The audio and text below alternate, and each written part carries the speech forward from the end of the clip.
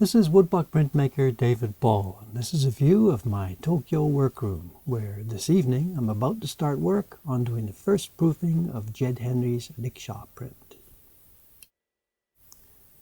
On the left end of my workbench here, the tools are ready, the brush and baton for rubbing, and ready for action. You can see the first block that will be used to make this print, the key block for the black outlines. Over on my right hand side, of course, is the selection of brushes and color bowls. You can see the palette we'll be using for this image. And behind them are the 5 color blocks, cut on both sides. Now, the one on the right there is the one we did on the YouTube video just a few days ago.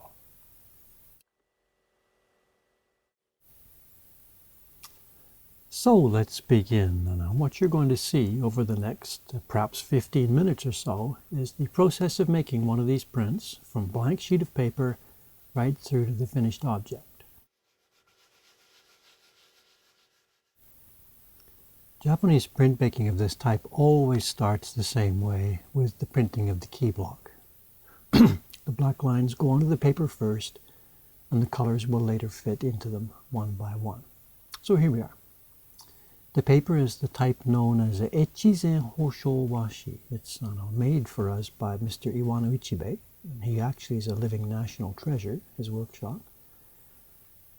And the paper is the same kind that was used back in the old days when they did the Utamaro, Hiroshige, Hokusai prints. It's the same type. It's actually made in the same village. They've been specializing in this for many, many hundreds of years.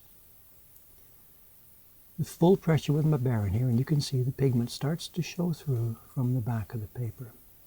It's a lot of work to get these things done, one by one by one. And there we have Jed's design reproduced on Japanese washi. Step 1. Quite a ways to go yet. These color blocks are brand new, of course, haven't been used yet, so the first step for each of them is to clean off the tracing that was used to guide the carving. This was very, very thin paper. You can see as I lift it up here. So it's thin gampi paper. And just wash it off. And the block is now ready for pigment. The pigments we use for these prints are all very transparent, and you can see here the wood shows through. It's sometimes difficult to see how much pigment is actually on the wood for each one. Until I actually print it, I can't tell. The other thing about that is that there's the key lines. They were printed first, so the pigments all go on top of these. But because they're transparent, the black lines will show through. And in the finished print, actually, it looks like the black lines are on top. But because they were on first, everything will register cleanly within those lines. It's hard work on some of these colors. To get the pigment pressed right deeply into the paper, I really, really have to work at this, especially on those that have a full wide area like this one.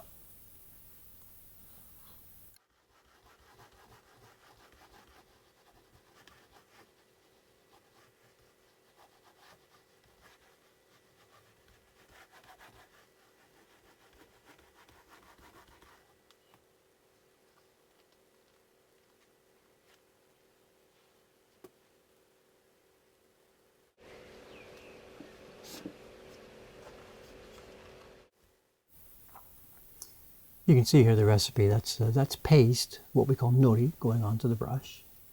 I'm now rubbing pigment on it, and that's a bit of water. So it's paste, water, and pigment making up the combination that's rubbed over the face of each block. And the brush is it's like a shoe brush. It's thick with lots of hair, and it does a really, really good job of spreading the pigment evenly and smoothly over the surface of the wood. And then this last step, gently, gently, gently wiping so that there's no streaks left in the pigment.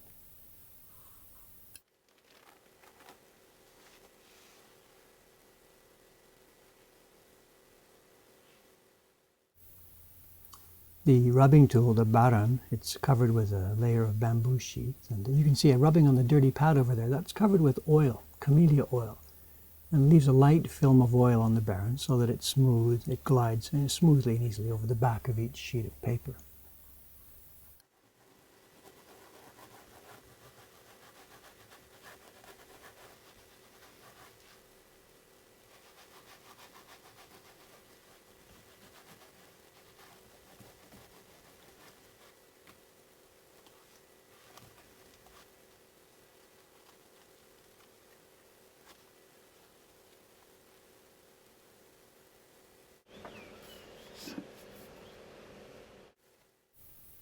Now here we get a glimpse of the pigment in the bowl and how little of it actually is needed on each piece of wood. It's just a tiny bit there, again a bit of paste, and they're brushed out, smoothly cover the area.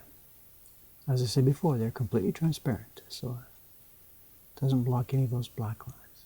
Gently smooth it off, pull out the paper, and it goes into, there's a corner mark on the wood and a straight line. And those two together, the corner and the straight line, give complete registration control, X and Y, putting the paper onto the wood.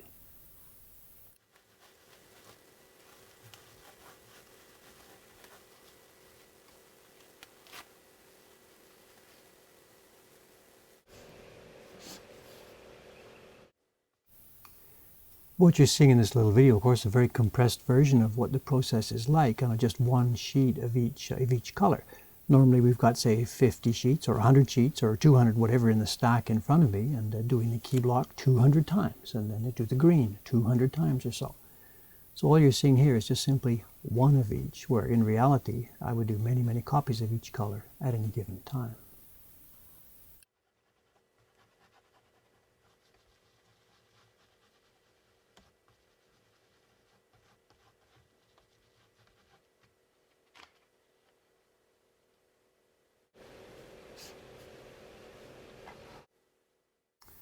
Next we're doing this vermilion here, and I've got to say I forgot to turn the camera on for one of these colors, so when I did this proof, after the green actually came the blue, so and I forgot to check it off, so when you see me checking the little list of colors in a minute, at the end of this one the blue will be checked off. I forgot to record it.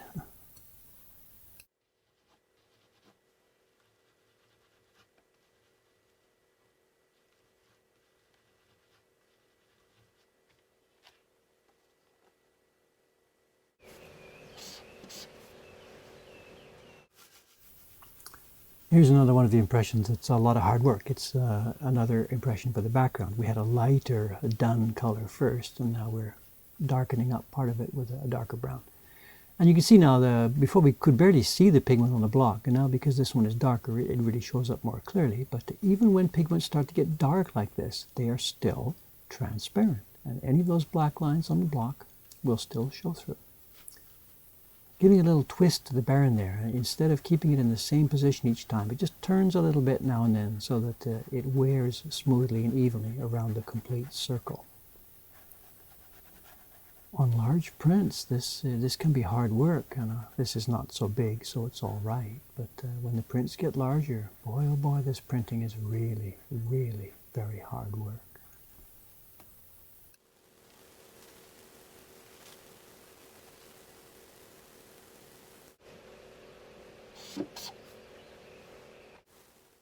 This is a bit interesting. The color Jed called for is like a fire engine red, and we don't have such a thing in our traditional Japanese palette. So I'm mixing here. I'm using a vermilion mixed with a sort of a maroony red that we have, a traditional color. And the combination of the two of them creates the bright modern red that Jed wants to see on this kimono.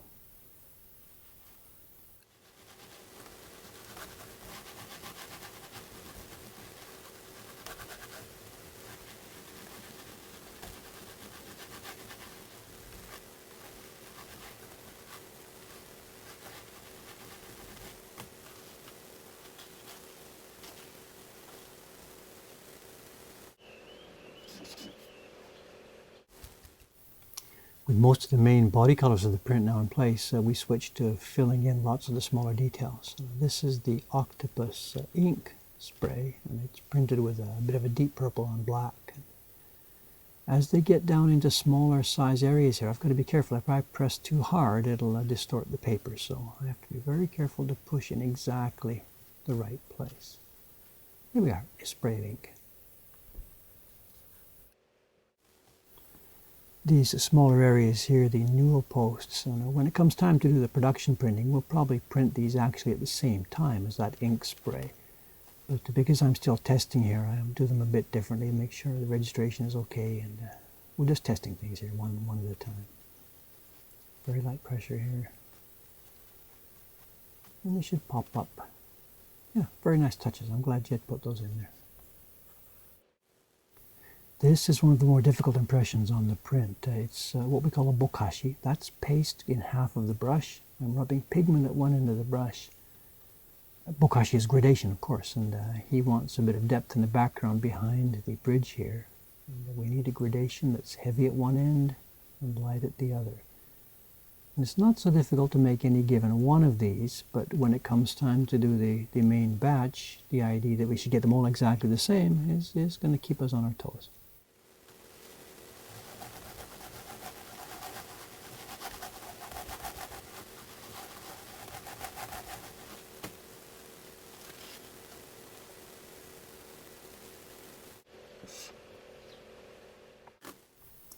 While I'm doing this voiceover on these recorded videos, I realized that when I started it was nighttime, and now look at the light in the studio, it's daytime. So I did start one evening, did the first, I forget, half a dozen or so impressions, and the rest were done the next morning, today actually, as I do this. And so it's quite bright now. And this impression is an interesting one. It's a very, very small area on the block. They're very thin lines. They're the motion lines Jed drew behind the bridge. The patterns on the, I was going to say turtles, they're animals, I don't really know what they are. And then a bunch of thin lines that put in planks on the bridge. So I'm pressing very lightly on here because the lines are so thin and delicate. We're nearly there, you know, it looks pretty good. This one is fun. It's the, what's it called? The fire flower, I guess, I'm sorry. We're doing a gradation. There's a touch of pigment at the top of the flower.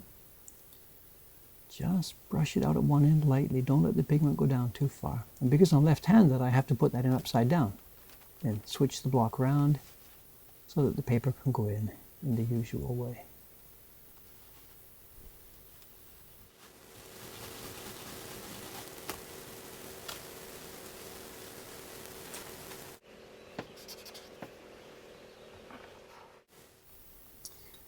What we've got here is a repeat. This is the base tone we did back at the beginning of the print. And then when I put it down, I thought it was the right density. But after all the darker colors went on top of it, I realized it was too light. So I'm putting another light color on it to bring it up to where it should be. And that's what we're doing here. We're test printing and proofing, trying to get things in balance. So when I do the production run, I'll of course get these things right the first time. But this is what testing is for.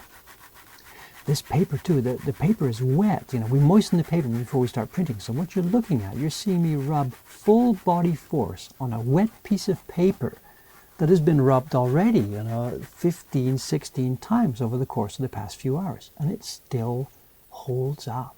Here we are, look at this. Bright, vivid ukiyo-e coloring. So here we see the 4 sheets that I've done in this batch. There's variations between them here and there. I've been testing registration, testing color balances, things like that. The print is not finished. If I look closely here, I can see a lot of places I've got to fix up a bit of carving. I've got to do touch-ups here and there. And also the background color has to be a bit smoother. And I'll be sending one of these to Jed for his approval on the colors. Look at that, nice fireflower.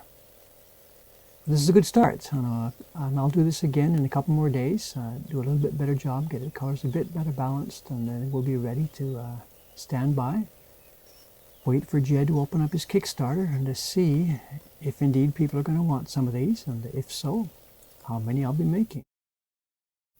So thank you for watching all the way through. I hope it's been a little bit entertaining and perhaps even a little bit instructive.